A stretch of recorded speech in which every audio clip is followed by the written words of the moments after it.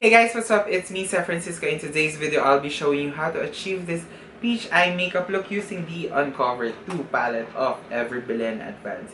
Okay, so I'm so happy kasi ngayon lang ako naglakas ng loob bumili nito. Hindi ko din alam bakit. Sobrang ganda nito. So, honestly, nung nilabas to, sabi ko kailangan magkaroon na ako. Pero ilang months na, hindi pa ako nakakabili. Ngayon lang.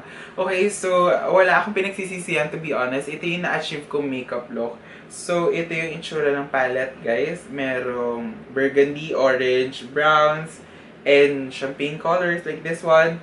And meron ding peach color dito na medyo na-weirdohan ako kasi medyo itsura siyang gold.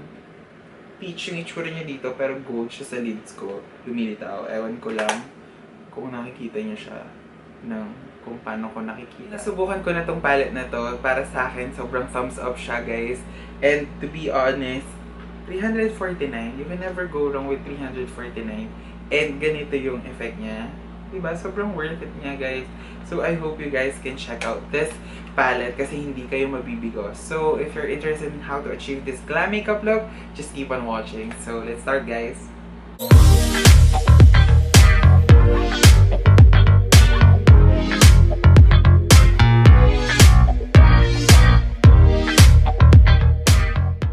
Let's start the tutorial, guys. Nag-prime na ako ng lids and naglagay na din ako ng brows. Ngayon, I'll be taking this soft brown color and apply it all over my lids. And I want this color to pop para mas visible yung transition color natin.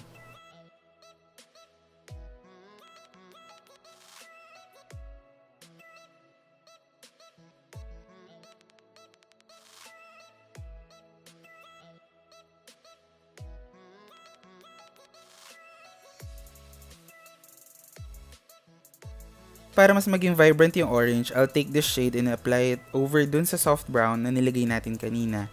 Tapos i-blend natin yon para magkaroon tayo ng maganda or blended na sandwich color. For this application, okay lang kahit hindi precise yung pag-apply natin dito sa shadow na to.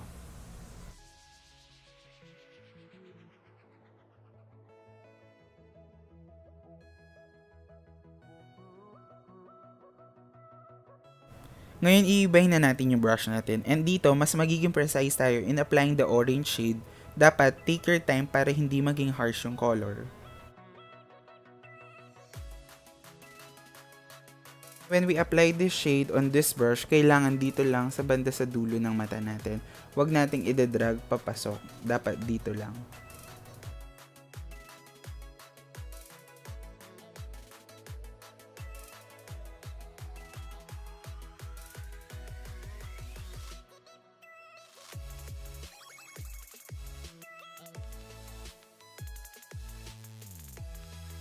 Then guys, I'll take the first shade, yung soft brown na ginamit natin kanina.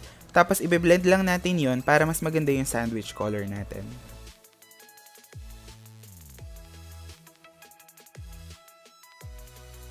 After nito, I'll apply the darkest shade in the palette and I'll carefully blend it dito sa orange. Kung mapapansin nyo, dahan-dahan lang ako mag-a-apply dito sa darkest shade kasi sobrang nakakabilib ang pigmented niya. Then, itadrag natin hanggang sa dulo para mas maganda yung effect ng mata natin.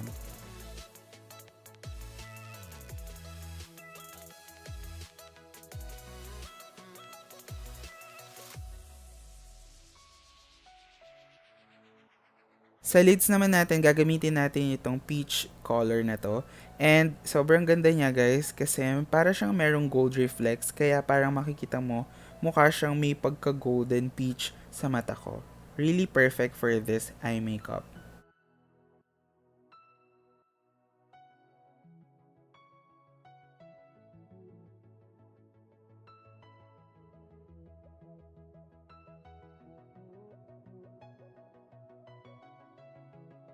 Kung mag-eyeliner na tayo, ang gagamitin natin is yung Careline Graph Ink Liner.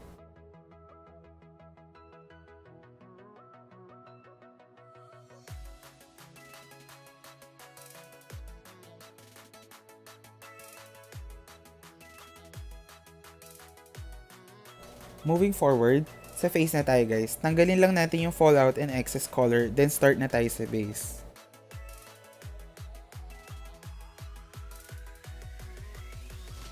Sa Sa base natin, mag-moisturize muna tayo ng face using the Kiehl's Moisturizer. Gagamitin na din natin to as primer.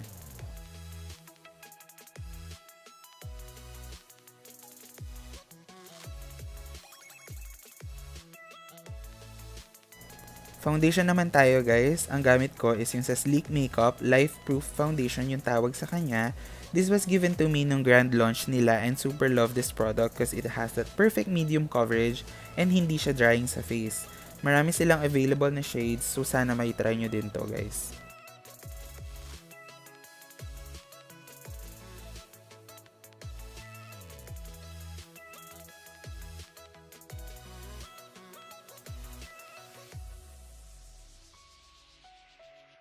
Concealer, as usual, gagamitin ko tong soft matte concealer ng NARS.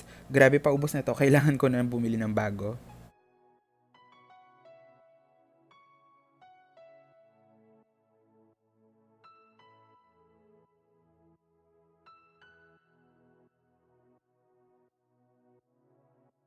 After concealing, kuha lang tayo ng translucent powder and iset lang natin yung mga gusto nating parts na iset sa face natin.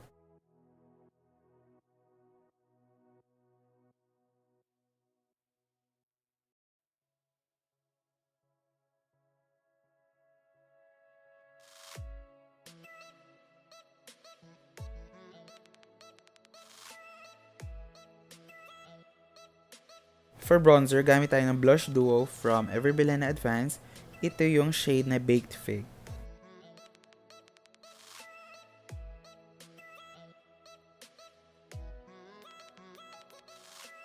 Really like this blush duo because it's like really perfect for my skin tone. Also, hindi siya patchy sa face. And kung mapapansin nyo, sobrang dahan-dahan lang ako mag-apply kasi sobrang pigmented siya.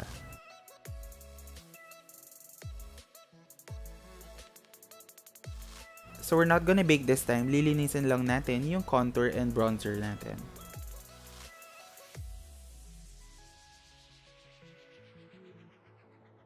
Tatapusin na natin yung mata natin guys. So lahat ng colors na ginamit natin kanina, yun lang din yung gagamitin nating colors ngayon.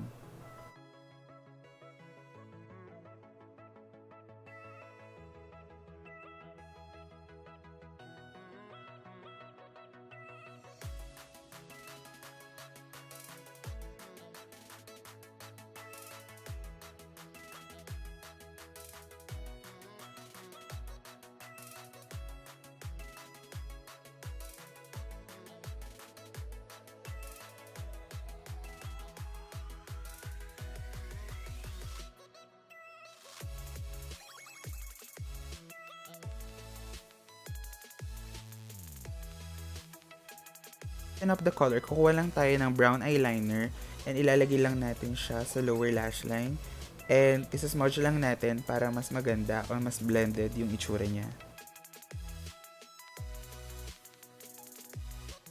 Okay, mascara na tayo guys. Gamit ko yung Voluminous Lash Paradise from L'Oreal.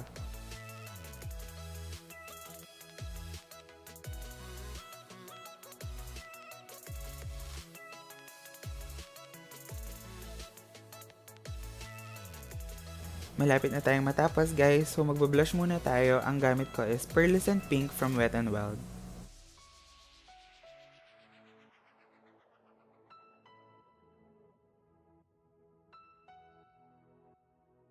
And for highlighter, ang gagamitin natin is Glow Ghost from Ofra Cosmetics.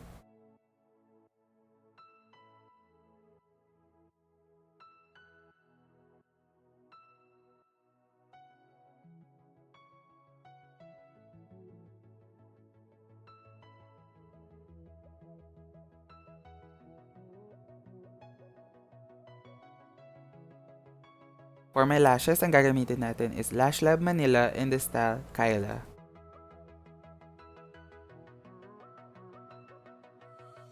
And for my lips, ang gagamitin natin is Tarte Liquid Lipstick in the shade Bestie. That's it. Thank you guys for watching. I hope you did enjoy this makeup tutorial. And if you have any questions, just leave a comment down below. Don't forget to like, subscribe, and share this video to your friends. See you again next time. Bye!